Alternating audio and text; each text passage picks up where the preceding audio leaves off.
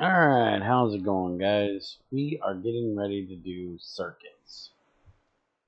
So we have to come down here and look at some of these machines first. I ran a line in from outside that has all of my fuels in it from the distillation tower. This is what took so long, other than me being on the server most of the time between these videos, is trying to get all the rubber made for that.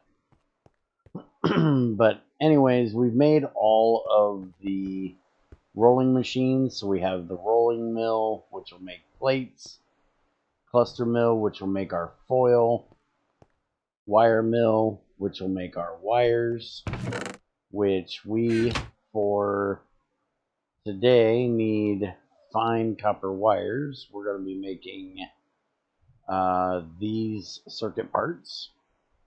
So for fine wires, we need rods. So we're going to stick that in there. And for right now, none of these machines are set to be turned on. They have no fuel going to them. And if I can get past the bounding box of that, we can turn it on. And then that will make our fine wires that we need for our circuits. And to go on, we also have a roll bender. This is for curving your plates or making springs. Roll former, this is for making rails. And we'll get into the, I guess this is a debarker. This is for wood. Throw in a log, you get a beam and bark back. And then you can throw that into this machine, which is a buzzsaw. And if you throw a regular wood, see if, well, here, it'll be easier to look over here. So if you throw the log in the debarker, you get the beam. If you throw the beam then in the buzzsaw, you're going to get 7 planks out of it. And because it's a beam, you're then going to get dust back.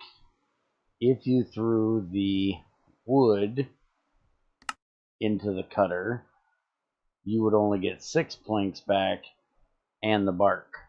So by doing the debarker first and then the cutter, you get an extra plank and an extra dust.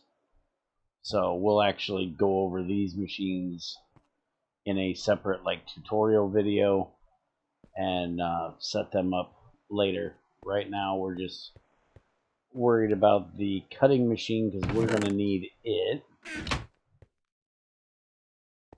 We are also going to come down here while we're skipping a few.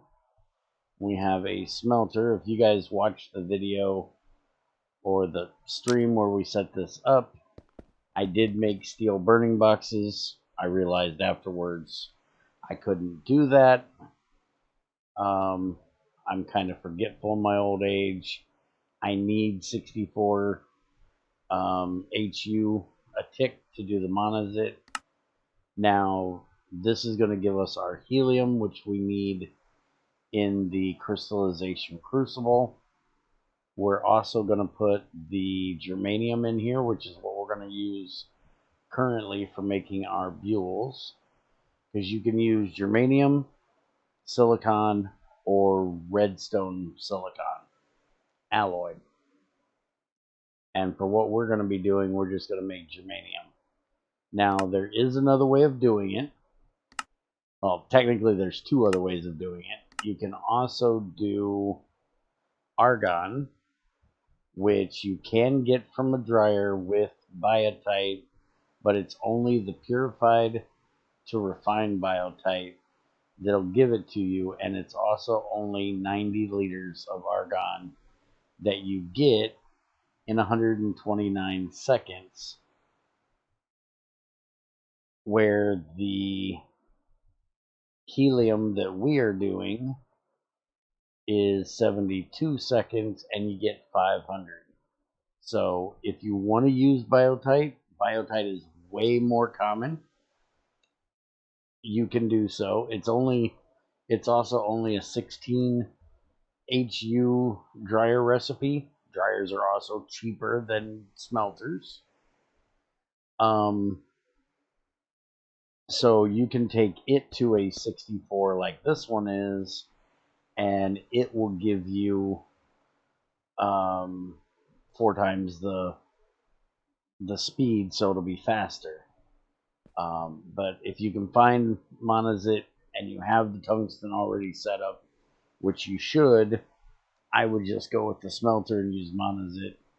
Now, there is one other way, which is you can get it from the crystallization crucible, or cryodistillation tower from air. So this is just another distillation tower. Cryo is pretty easy to make. It's going to give you helium, neon, argon, CO2, oxygen, and nitrogen. So you get 1 liter of argon out of it. Now there's also nether air, which will give you the same thing, except it'll give you sulfur dioxide instead of the CO2. And then there's a third air, which is ender air, which will give you krypton, xenon, and radon with CO2, oxygen, and nitrogen. So you're going to want to do the regular air or the nether air if you want to do the get the argon.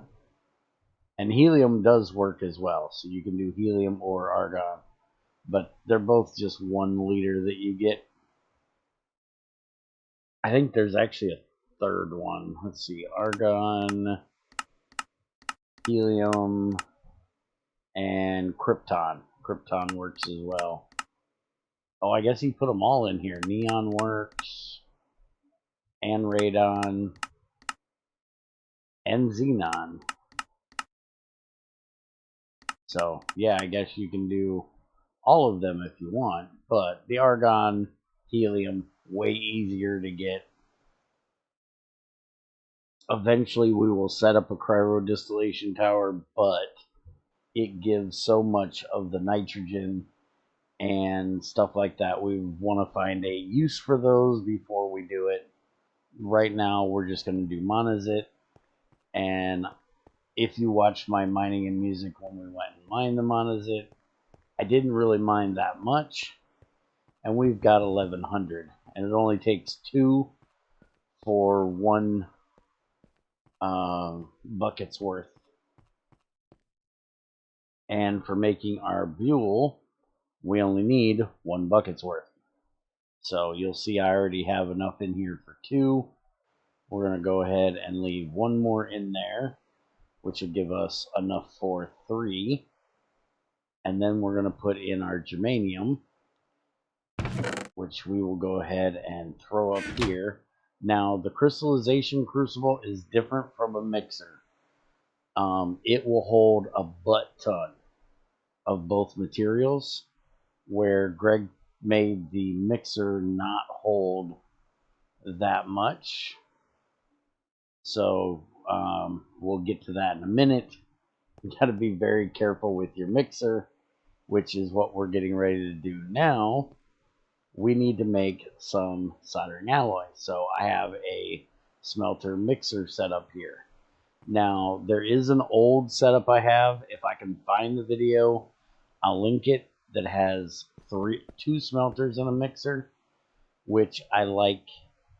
And I'm probably going to be going to, but I already had all of this set up. I didn't really want to change it.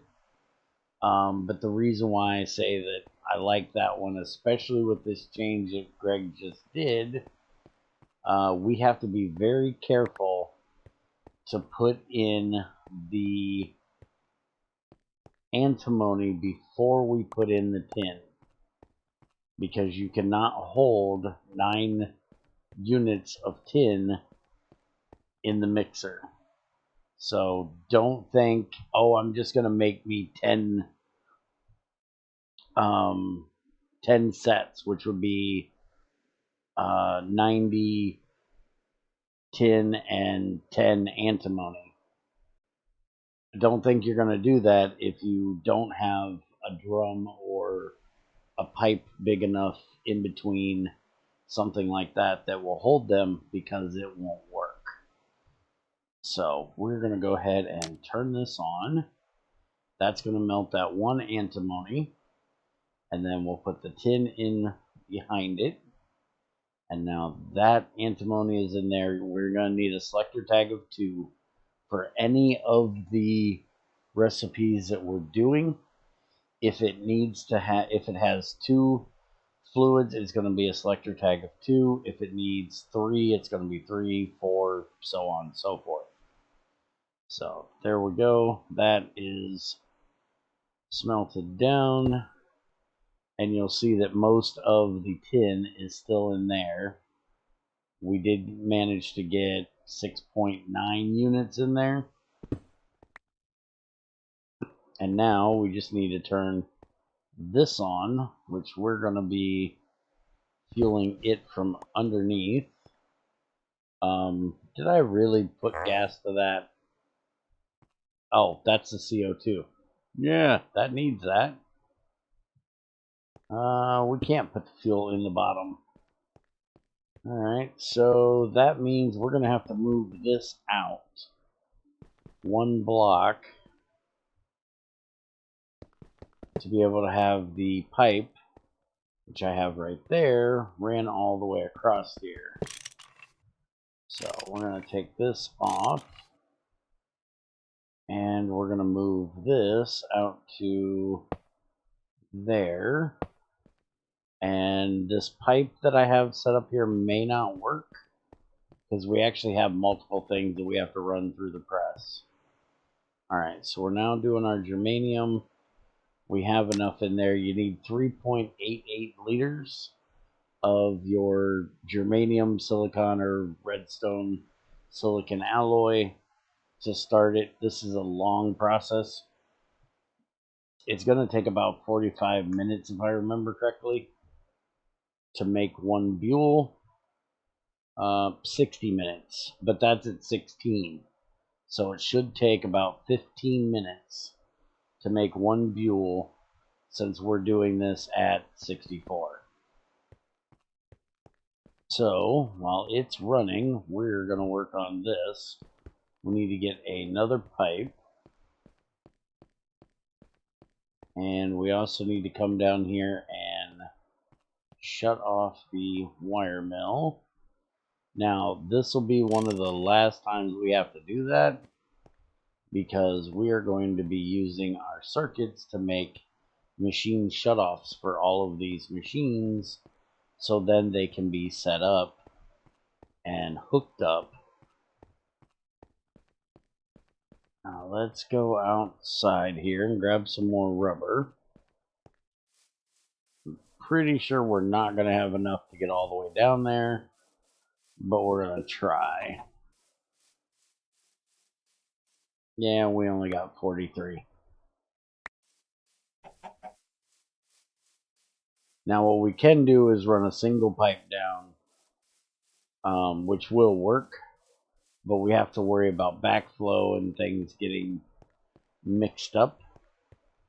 So I don't like to do it. I like to do a long pipe, long quad or nanopole pipe that runs all the way down. And we're going to need 1, 2, 3, 4, 5, 6, 7, 8. 8 times 9 is 72. So we need about double what we have right now in rubber to get down there. And I could use a different material, to be honest. I could use Invar or copper or bronze or any of that. But this is cheap.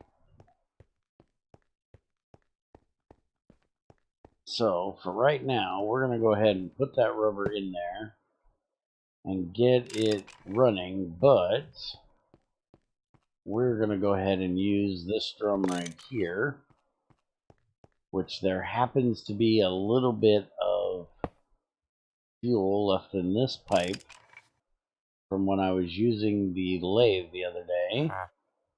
So there we go. We got 400 liters in there. And we're just going to take this pipe for now.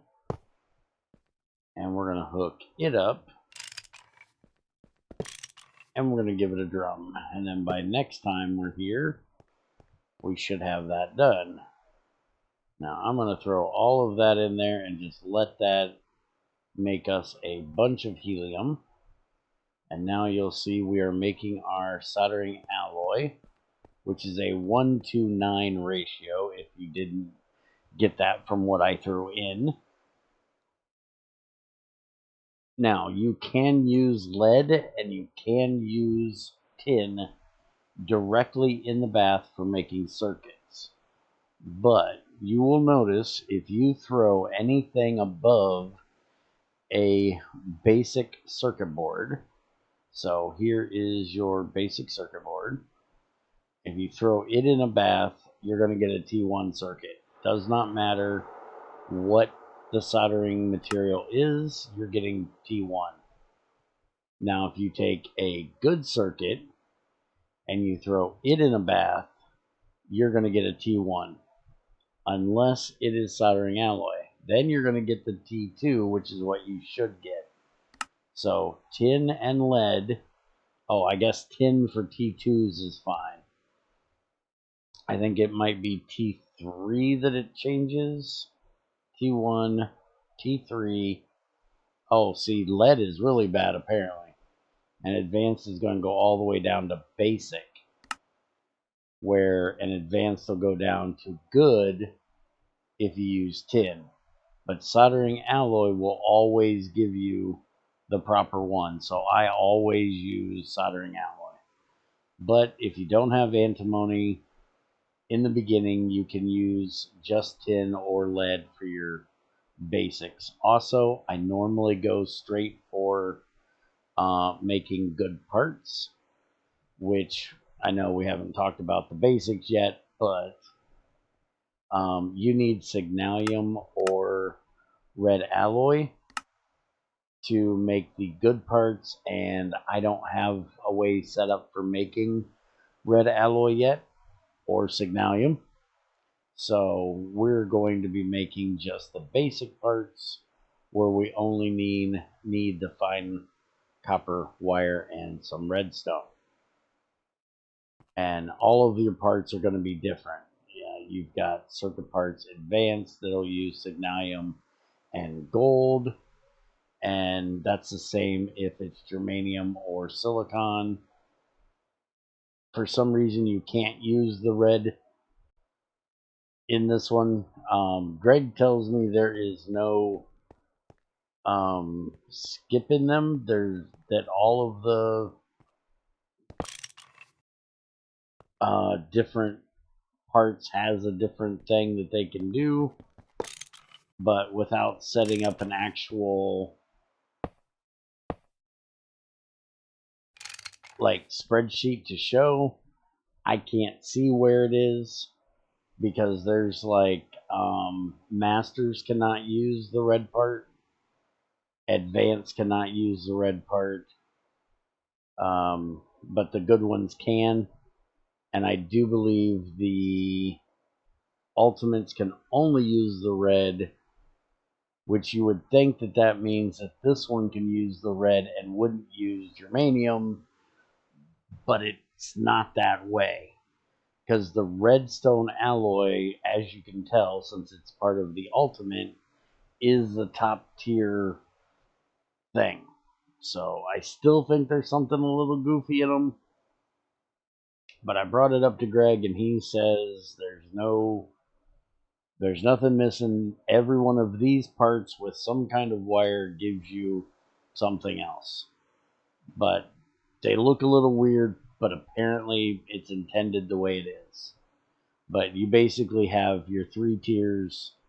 You have the copper tier, the gold tier, and the platinum tier. Which, speaking of, we need to get our circuit boards and our wiring made while our fuel is getting made. It's about halfway done.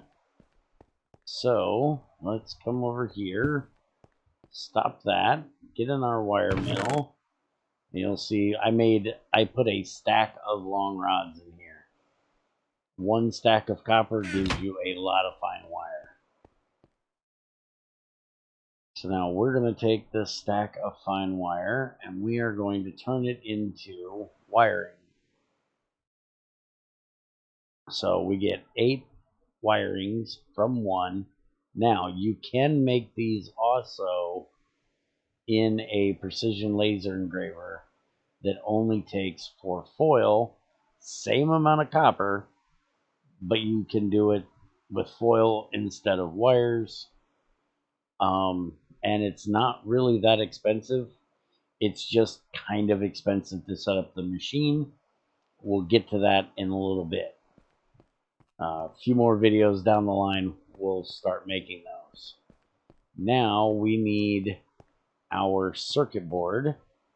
And if you guys remember, I saved all of my flint dust, which I think I still have some of. Yeah, right there. So we have 8 of these wires. We're going to use 8 flint dust. It doesn't have to be flint dust. It can be sand.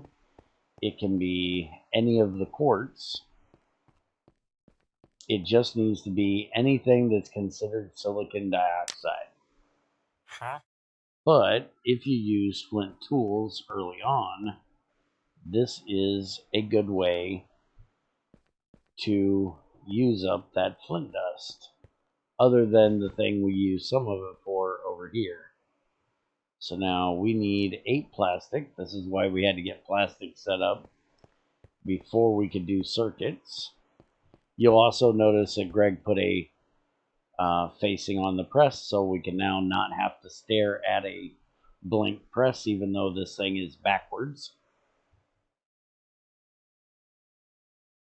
And if you don't notice, my mixer is still going off here. Even though I cut the fuel going in, it has an internal tank, and it will continue to run until that fuel is out of that tank, until we get the automatic shutoff put on it. Then it will shut off, which is why we're trying to get that done.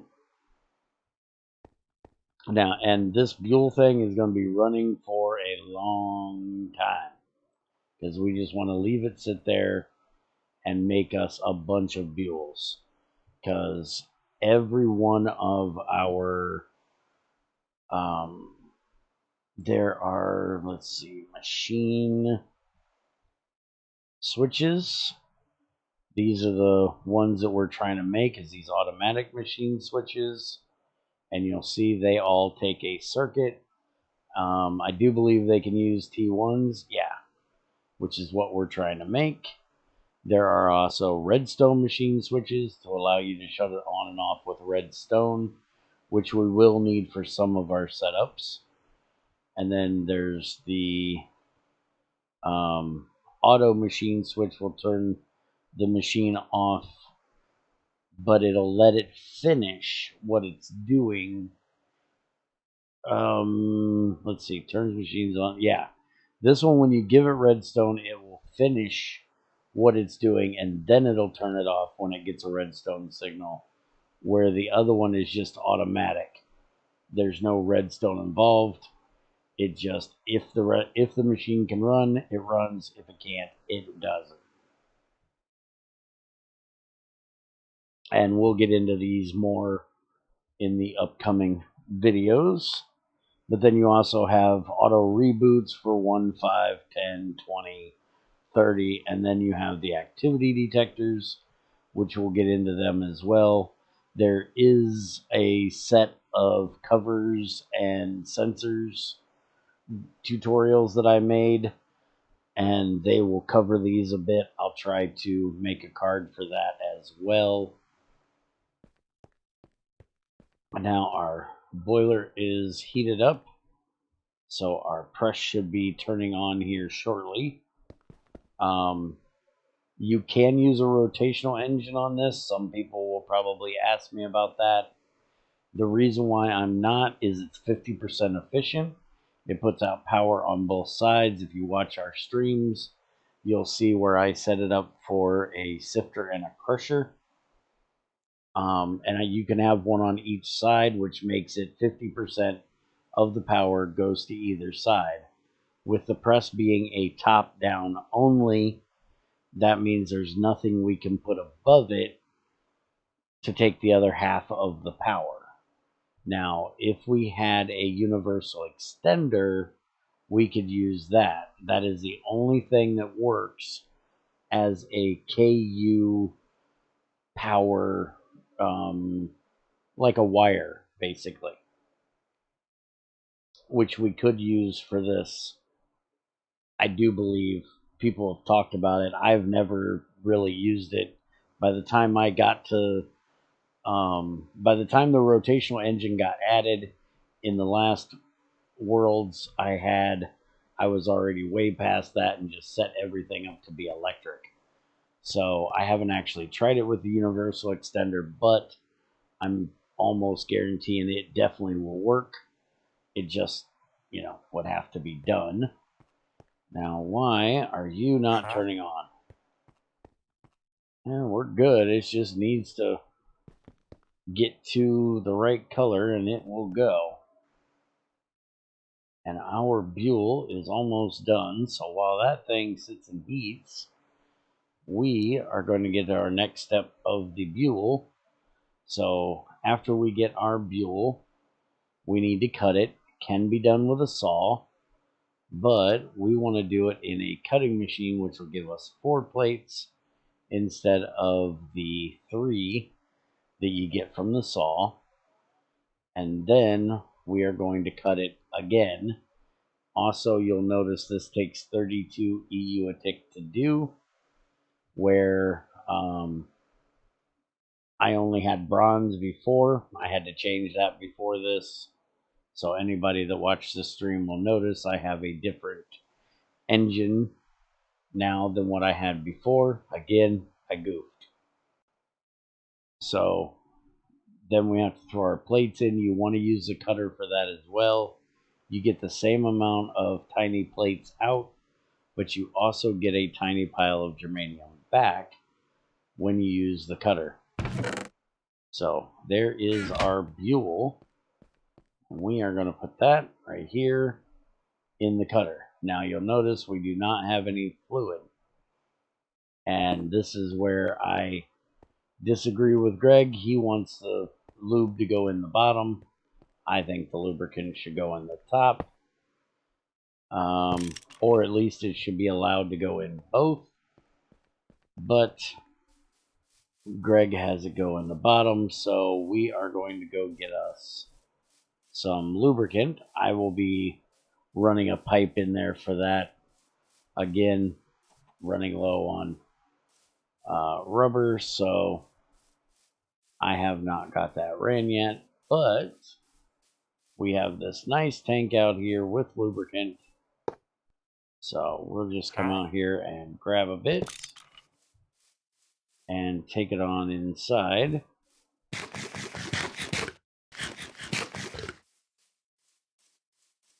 And we'll do the exact same thing with this one that we did with the last one, which is we'll just run a pipe underneath and then put the drum on it, and that will fill us up with lube. Now, it only uses, if I remember correctly, like 1 liter of lube per, so it's not very expensive on lubricant. So this one little bit I put in here will last a long time. Alright, so we're just going to put that there. We're going to do that. So now we should have, yep, we've got our lube in there. So now we can just put this here, empty the pipe out. Pipe is empty, and we can remove it. And then afterwards, I'll go put the rest of that back. So, like I said, it doesn't use very much lubricant. Let's see, the Buell is going to take 48 liters, and then each one of the plates is going to take 64. So not very much that it's going to need. This one is powered from the back. As you can see, it's got inverter. There we go. And now that will run. And our plates are done. Put them in there, and they are going to cut.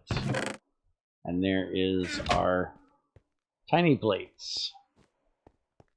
Now we can go ahead and shut that back off. And we now have our tiny crystalline plates. These we can use for the tiny that we need in here. It's not as, you're going to end up with more tiny dust than what you need. So you can go ahead and throw them back in to be smelted down or in an item barrel, but for right now I just throw them in there till I get a nice stack. What did I do wrong? Oh, I know what I did wrong here. We actually need plastic plates. I missed a step. Alright, so do we have a plate rod or a plate mold? No, we don't on that one. Do we have one on this one? Long rod, bolt, foil, ring, wire, plate. Aha. And we can use that in this one, even though it's the regular extruder. You can do low recipes with the low plates in it. So that works just fine. And there is our plastic sheets. Now let's go actually make our circuit boards. Always forget that step for some reason.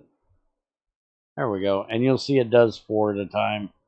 So it does look like it's a little bit slow, but that's because it's doing 4 consecutive at the same time. And now that is actually, this is where I said this may not work properly, because it's now putting them plates right there, which we cannot have. We should set up a second press for this, which I probably will. So now we need to put our tiny plates, our fine copper wire, and a bit of redstone. We're going to go ahead and do it with the tiny redstone. We'll throw that in there, and that will make the parts. And we do not want them going into that pipe.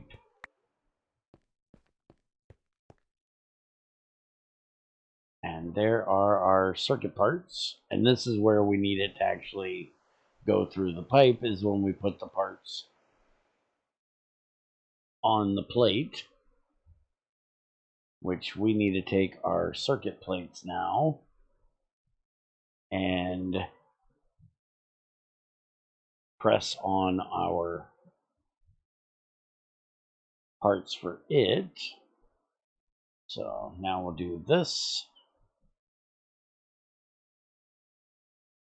You may want to, which I will be doing, set up 3 different presses, one for making your plates, one for putting the parts on the wiring on the plates, and then a third one that will take care of the last step that we're getting ready to do now, which is putting the circuit parts on the plates. And it takes 4 of the circuit parts per circuit plate. So now if we go ahead and do this, all of those will end up back here, and they will get bathed. And right there is our first circuits. which we will end up with 8 of them when we get all done. I will spend a bit of time making a lot more of these, and we will be back with setting up auto machine switches for all of our things and getting them made. So hope you guys enjoyed this extra long video. We've been here for about 35 minutes, but we have finally gotten our first circuits, and we will get busy on other things next time. If you have any questions, let me know. Either leave me a comment or stop into our Discord. Link is in the description. Have a good one.